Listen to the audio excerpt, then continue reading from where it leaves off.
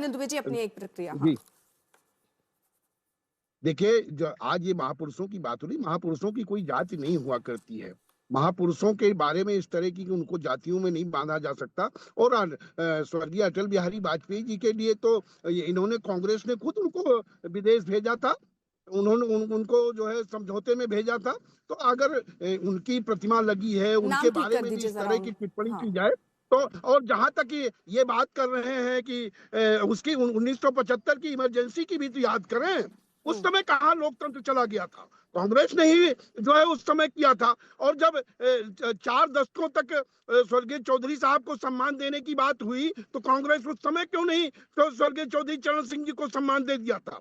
उस समय ये लोग कहाँ चले गए थे? और जब चौधरी साहब को मोदी जी ने सम्मानित किया, भारत रत्न दिया, तो पार्लियामेंट के अंदर कांग्रेस के लोग और समाजवादी पार्टी के लोग लगातार विरोध करते रहे। आज ये महापुरुषों की बात, उनकी जातियों धर्म में उनको बांधने की बात कर रहे हैं। इनको अपने गिरेबान में झांकना चाहिए कि इनके समय में क्या हुआ था, इन्होंने कितना किसानों के लिए किया, किसान नेता का कितना सम्मान किया, इस बात पर भी इनको जाना चाहिए ना। आज ये उस पर महापुरुषों को सम्मानित किया गया, उनके नाम प्रेरणा स्थल पे हुआ। अटल जी जैसा व्यक्तित्व कहाँ मिलेगा उनके बारे में भी अगर ये कहा जाए कि उनकी प्रतिमा लग रही है, उनको जातियों में बांधेंगे, उनको धर्म में बांधेंगे, तो ये तो गलत बात है। विपक्ष को इस तरह की बात नहीं करनी चाहिए। जो चीज सराहनीय है उसकी सराहना भी करना चाहिए, केवल विरोध के लिए विरोध नहीं करना चाहिए। ठीक है आशुतोष जी, एक रिएक्शन आपका। जाति देखना ठीक है, क्योंकि प्रधानमंत्री ये भी याद दिला रहे हैं मंच पर कि हमने केवल ऐसा नहीं किसी जाति विशेष या अपने ही जिसको हम जानते हैं या हमारे जो हैं केवल उन्हीं का सम्मान कर रहे हैं, हम हर किसी को बराबर से सम्मान देना जानते हैं। देखिए अर्पिता जी, जाति के बगैर तो क्या इस देश की कल्पना की जा सकती है? अगर की जा सकती है तो फिर जातियों के बारे में बात नहीं करना चाहिए हम लोगों को। हमारा जीवन सुबह से उठकर देर सोने तक जातियों में ही तो बंधा हुआ है। जाति के अलावा हमारी पहचान है क्या? कोई ब्राह्मण है, कोई क्षत्रिय है, कोई वैश्य है, कोई दुबे है, कोई सिंह है, कोई शर्मा है, कोई मिश्रा है, कोई चतुर्वेदी है, कोई आर्य है। यही तो पहचान है ना। अगर हम जातियों के बारे में हमको इतनी तकलीफ है तो हम सब लोगों को अपना सरनेम हटा लेना चाहिए और उसके बाद हम एक जातिहीन समाज बन जाएंगे। और उसके बाद आपस में भेदभाव भी नहीं होगा, ऊंच नीच भी नहीं होगा, छुआछूत भी नहीं होगा, अनटचेबिलिटी भी नहीं होगी, और जो दलितों को जिस तरीके से सताया जाता है वो भी नहीं होगा, पिछड़ों को भी नहीं सताया जाएगा। तो ये कहना बहुत अच्छा है कि जाति नेता की जाति नहीं देखनी चाहिए थी, ऐसे ये सब बातें दरअसल हिपोक्रेसी, इसके अलावा और कुछ नहीं है। कोई राजनीतिक पार्टी ऐसी नहीं है जो जाति के नाम पे राजनीति ना करती हो, जो कैंडिडेट खड़े करते समय चुनाव के समय उसका जाति का समीकरण न देखती हो, और जाति के समीकरण के आधार पर ही तो लोगों को दिया जाता है।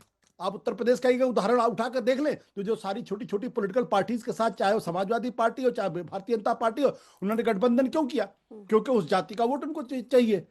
तो अगर हम अटल बिहारी वाजपेयी की जाति को देखता है तो उसमें लोगों को ऑब्जेक्शन हो जाता है। हम श्यामा प्रसाद मुखर्जी की कोई जाति प्रेरणा स्थल अगर बने जहां पर एकात्म मानववाद की बात कर रहे हैं प्रधानमंत्री भी और ये मैसेज भी देने की कोशिश है, वहां जाति ढूंढना, हर जगह जाति ढूंढना क्या ठीक? हर जगह जाति ढूंढनी चाहिए, हर जगह जाति ढूंढनी चाहिए, क्योंकि ये हिपोक्रेसी, इसके अलावा और कुछ नहीं।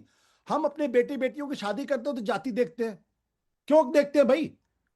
हम सुबह उठते हैं, टाइम्स ऑफ इंडिया अखबार मैट्रिमोनियल पूरा जातियों से भरा रहता है। हमारे घर की बेटी अगर किसी दूसरे घर की दूसरी जाति के बेटे से प्यार कर लेती है तो उसको जला दिया जाता है, उसको मार दिया जाता है, उसको गोली मार दी जाती है। फिर हम कहते हैं हम जातियों के आधार पर क्यों देखते हैं, जातिवाद क्यों बढ़ रहा है? अरे तो इसका मतलब अगर जाति समस्या है तो जाति को हटा दीजिए। नहीं तो ये जो तीनों यहाँ पर महानुभावों की जो प्रतिमाएं लगी हैं, उनको जाति के हिसाब से कि तीनों ब्राह्मण हैं ऐसे देखें, या उनके इंडिविजुअल जो कंट्रीब्यूशन रहा है देश के प्रति उस तरीके से उनको देखना चाहिए? ये देखना चाहिए कि नहीं ये तो ब्राह्मण है इसलिए इनकी मूर्तियां लगा दी गई हैं। देखिए, ये अब आपका सवाल बेहतर है। मुझे लगता है कि किसी भी व्यक्ति की पहचान उसकी जाति के आधार पर नहीं बल्कि उनके कर्म के आधार पर होनी चाहिए। जो अगर श्यामा प्रसाद मुखर्जी, दीनदयाल उपाध्याय, अटल बिहारी वाजपेयी, भारतीय जनता पार्टी और आरएसएस का जो विचार परिवार है उसमें उनकी उत्कृष्ट भूमिका, ऐसा उनका मानना है। और इस आधार पर अगर उन्होंने उनकी मूर्तियां लगाई हैं तो हर पार्टी को, हर विचारधारा को, हर संगठन को अपने जो उनके आदि पुरुष हैं, जो उनके आदर्श पुरुष हैं, उनकी पूजा करने का अधिकार है, उनकी मूर्ति लगाने का अधिकार है। इसमें किसी को आपत्ति नहीं होनी चाहिए। मेरी एक छोटी सी आपत्ति है कि मुझे लगता है कि हिंदुत्व के प्रसार में जितना बड़ा योगदान लाल कृष्ण आडवाणी जी का था। मुझे लगता है उनकी भी अगर मूर्ति लगती तो उसमें कोई बुरी बात नहीं थी। वो जीवित हैं और ईश्वर करे उनको शतायु हो, लेकिन मुझे लगता है कि उनका बहुत बड़ा कंट्रीब्यूशन था। और कम से कम हिंदुत्व के प्रसार में भारतीय जनता पार्टी आज जहां पहुंची है उसमें उनका योगदान शायद इन लोगों में शायद सबसे ज्यादा था। तो उनके बारे में भी सोचा आशुतोष जाना जी, चाहिए। यहाँ तो उनकी हिंदुत्व मूर्ति की बात सोचना ही चाहिए। नहीं है जिसको आप चर्चा में ले आए कि हिंदुत्व का एक मैसेज जिसके लिए आप पैरवी कर नहीं, रहे हैं कि नहीं, लाल मैं- कृष्ण आडवाणी का होना चाहिए नाम, उनकी भी प्रतिमा होनी चाहिए। हिंदुत्व की तो कोई इशू नहीं है कि अब इसको मतलब ब्राह्मण के अलग चश्मे से, अब हमें हिंदुत्व के चश्मे से भी इसको देखना चाहिए। बिल्कुल देखना चाहिए। हिंदुत्व, भारतीय जनता पार्टी से अगर हिंदुत्व को हटा लेंगे तो हिंदू भारतीय जनता पार्टी की पहचान क्या होगी? आरएसएस से अगर आप हिंदुत्व को हटा लेंगे तो उनकी पहचान क्या होगी? तो जिस वजह से उनकी पहचान है आप उससे उनका अलग नहीं कर सकते ना। और इसमें तो ये कोई दो राय जनसंघ नहीं है ना, है। इसमें आरएसएस का क्या लेना देना है? मतलब अगर आप हर कुछ एक जैसा जुड़ते हुए नहीं चल रहे हैं, मतलब जब राष्ट्र की बात हो रही है आप ये कह रहे हैं कि इसको जाति के आधार के चश्मे से नहीं देखना चाहिए, फिर आप तुरंत हिंदुत्व का चश्मा ले आ रहे हैं, फिर आप आरएसएस का चश्मा ले आ रहे हैं, आप बार बार चश्मा मतलब बदलते चल रहे हैं, क्यों? अर्पिता जी, बिना हिंदुत्व के, बिना आरएसएस के अगर बीजेपी का कोई अस्तित्व हो तो मुझे बता दीजिए। बीजेपी का अस्तित्व नहीं सर, मेरा मूल सवाल राष्ट्र की बात कर रही हूं मैं देश के प्रधानमंत्री वहां नहीं, पहुंचे थे, देखिए, बीजेपी के अगर- नेता नरेंद्र मोदी नहीं पहुंचे थे। मैं उसको इस तरह से सवाल आपसे पूछ रही हूं हाँ, जिसमें आप आरएसएस, आप हिंदुत्व, आप ब्राह्मण, आप जाति, आप सब कुछ ले आए सर। तो यही मैं फिर तो इस- सवाल है कि समाजवादी नहीं, पार्टी को जो ब्राह्मण दिख क्योंकि- रहा है, क्या इसको करना चाहिए? ऐसे महापुरुषों को डिमीन नहीं कर रहे हैं वो। देखिए पार्टी क्या करती है, समाजवादी पार्टी जाने, उनके नेता उस बात का जवाब दें। मैंने कहा कि किसी भी नेता की तारीफ, किसी भी नेता के बारे में इतिहास में जो लेखन होगा वो उनके कर्म के आधार पे होगा, जाति उसमें गौण हो जाएगी। लेकिन यह भी सच्चाई है कि जाति के बगैर भारत की राजनीति और भारत के समाज की कल्पना ही नहीं की जा सकती। बिल्कुल कल्पना नहीं। जो कल्पना करने आशुतोष की जी, बात मैं करते फिर हैं, थोड़ा आपको टोक रही हूँ, बुरा ना लगे तो मैं जरा यहाँ नहीं, पे नहीं, please। आपसे एक क्लियर समझना चाह रही हूँ, इसको आप राजनीतिक इवेंट समझ रहे हैं या इसको हमारे महापुरुषों के प्रति एक डेडिकेशन समझ रहे हैं? इसलिए पूछ रही हूँ सर, क्योंकि ब्राह्मण से इतर अगर मतलब इनकी बात करें तो इनकी कल्पनाएं थी एक देश एक विधान, इनका विज्ञान, सबको सम्मान, मतलब समान, बेसिकली इस तरह की एक नियति के साथ इन्होंने देश के लिए काम किया ना, कि हम उनको ये देखें कि ये ब्राह्मण थे, बड़े चेहरे थे, इसलिए इनकी मूर्ति बना दी ये गई। देखिए अर्पिता जी, ये तो भारतीय जनता पार्टी का अपना नजरिया होगा कि वो अच्छा, दीनदयाल मतलब आप उपाध्याय जी भारतीय को जनता कैसे- पार्टी के नजरिए से ही देख रहे हैं इसको? हाँ, मैं कहता हूं कि क्या ये भारतीय जनता पार्टी का नजरिया अखिलेश होगा यादव। कि उनको किस नजर से देखते हैं। मेरा अपना KK नजरिया यादव। हो सकता है उनको देखने का, और मुझे अपने नजरिए को रखने का मेरा पूरा अधिकार बिल्कुल अपने हक है, पास। बिल्कुल हक है। और सर आपको अपना सिंगल नेम आशुतोष रखने का भी बिल्कुल हक है सर। ये हक कौन बिल्कुल, छीन रहा है? बिल्कुल। कोई नहीं छीन सकता सर। केके बिल्कुल। शर्मा जी, केके शर्मा जी, अखिलेश जी आ रही हूं उसके बाद। नहीं, मैं एक चीज पूछना चाह रहा हूं। अभी इन्होंने हिंदुत्व की चर्चा की, क्या हिंदुत्व के बगैर भारत की कल्पना हो सकती है? जरा इनसे पूछिएगा कि क्या हिंदुत्व के बगैर भारत की कल्पना हो सकती है क्या? और मैं बाकी जो उनके विचार हैं वो उनके नजरिए पे छोड़ देता हूं, लेकिन डॉक्टर श्यामा प्रसाद मुखर्जी और पंडित दीनदयाल उपाध्याय जनसंघ के संस्थापक सदस्य थे। पंडित दीनदयाल उपाध्याय जी ने एकात्म मानववाद का इस देश को दर्शन दिया है। आज उनके दर्शन पे भारतीय जनता पार्टी अंतिम पायदान पे खड़े व्यक्ति के कल्याण के लिए काम कर रही है। डॉक्टर श्यामा प्रसाद मुखर्जी का योगदान ये केवल भाजपा ही नहीं, कांग्रेस भी मानती रही है। ठीक है आशुतोष जी, कुछ कहना और जवाब आपके अटल सवाल जी का के केके प्रति जी मैंने जरा पहले आशुतोष जी ही जवाब कहा दे रहे हैं। ठीक है, कि वो फिर मैं अखिलेश जी हमेशा आ रही हूं, युग सुनील जी पुरुष कुछ के रूप कहना में चाह रहे जाने हैं। गए। ठीक।